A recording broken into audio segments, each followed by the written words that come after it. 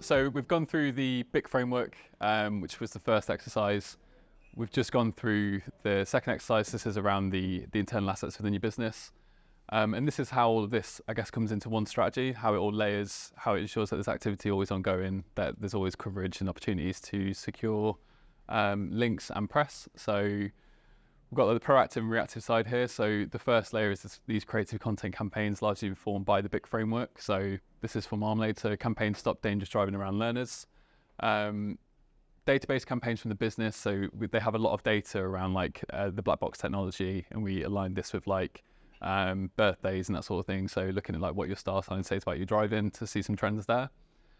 Case studies from the business as well. So learners pay thousands on lessons due to the test backlog. So that's utilising one of the internal points, so customers. And then newsjacking and comments using the people within the business and the experts that we've got. So CEOs commenting on tests being sold in Facebook groups and like why that's a problem for learners and the impact that that's having on their customers. So that's how that all looks.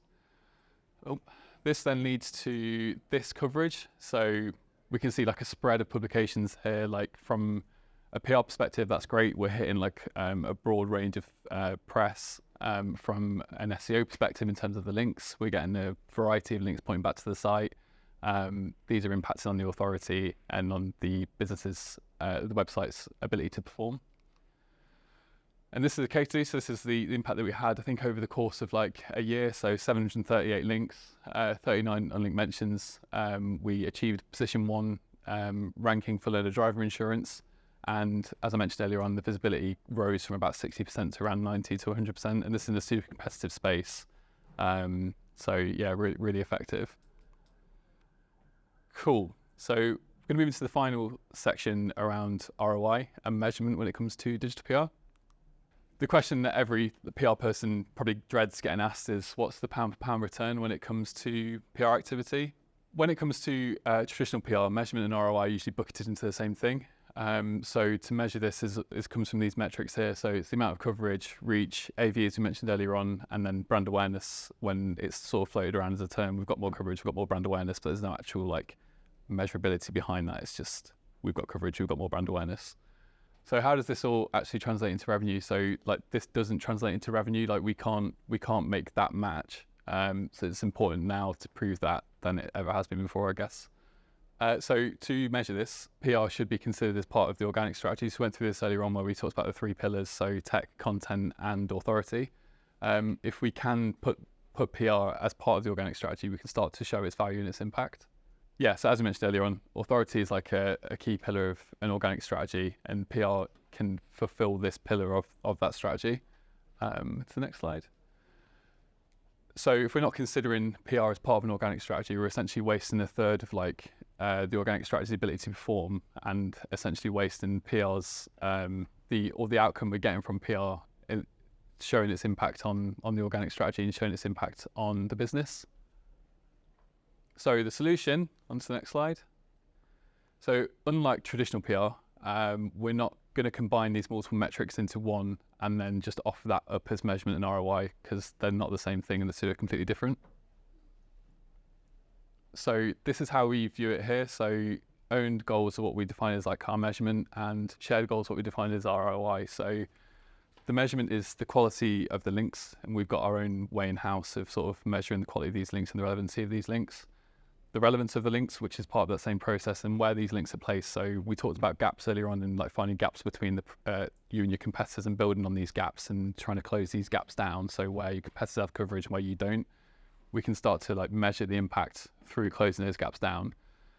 When it comes to ROI, because PR should feed into an organic strategy, there's also 2 other elements going on within this strategy. So we can look at the keyword rankings of the site, the part of the site we're trying to build links into, the traffic in that part of the site, or the traffic to the site overall, and then ultimately sales and conversions and the bottom line.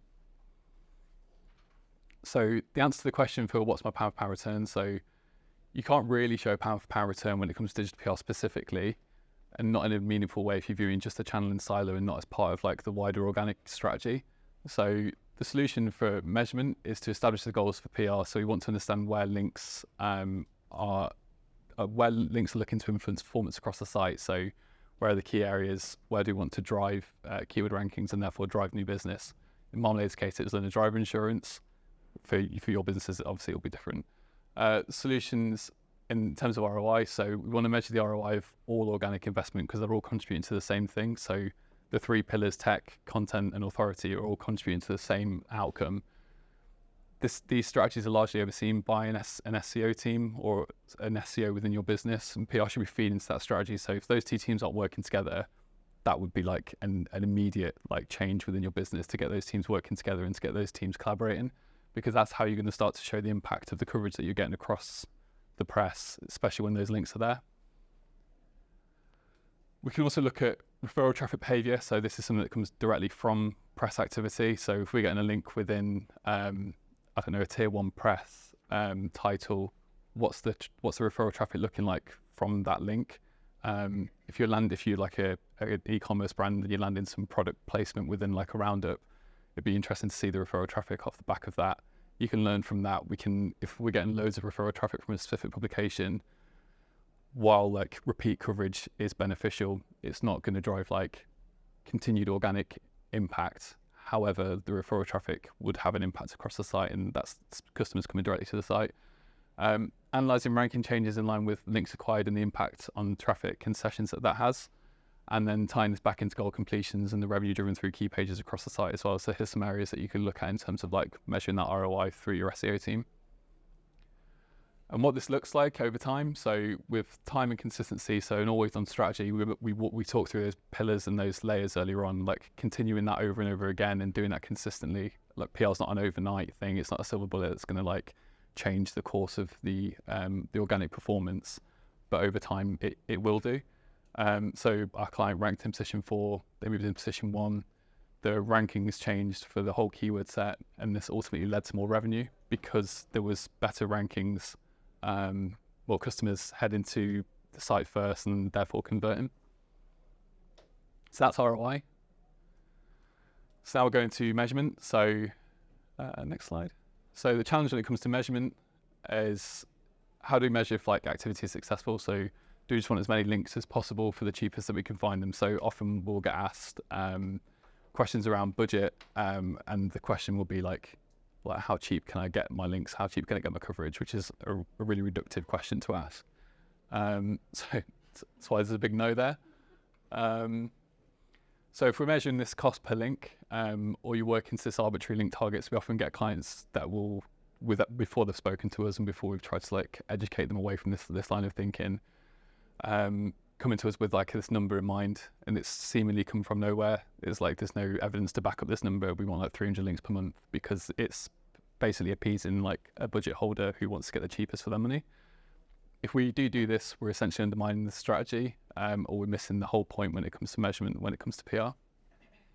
So the solution, so quality should always be the focus, not quantity. It's not quantity that's going to drive an impact, it's quality that's going to drive an impact. We want quality publications with a quality audience, with a quality spread and a relevant spread of publications.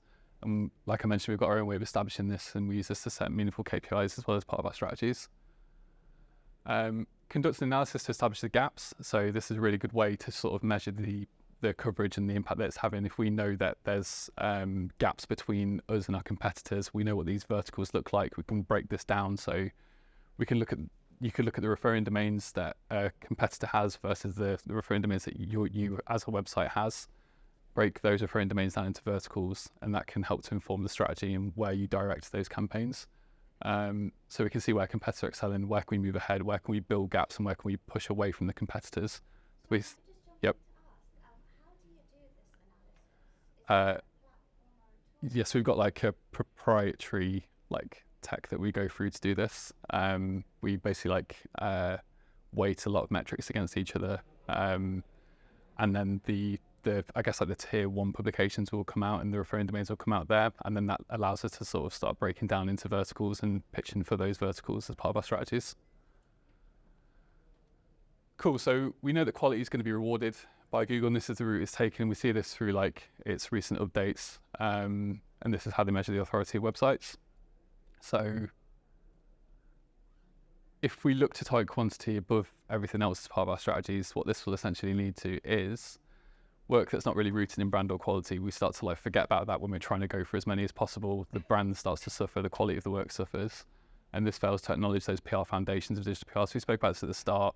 Traditional PR is the foundation of digital PR, and brand is the foundation of that as well. So it's important to recognise that and keep that as part of all of our strategy. And if we work into a link target, what we're essentially going to do is reduce the value of earning any quality links, guided by analysis, as we spoke through a moment ago, to focus on this volume of links that are just guided by quick wins, so it's not quality work.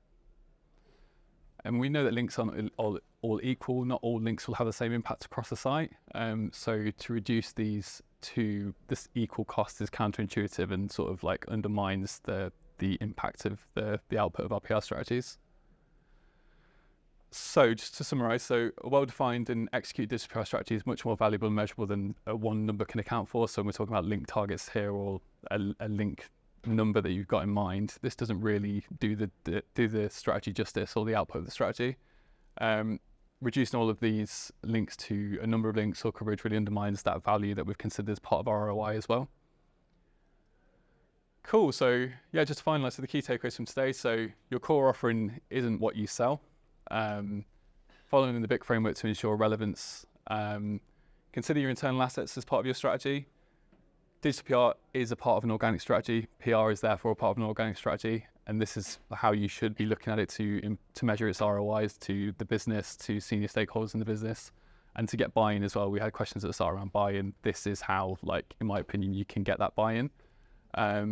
Measure the quality and relevance of links and coverage, and not the quantity, because it will reduce the PR strategy down, and the output will suffer as a result.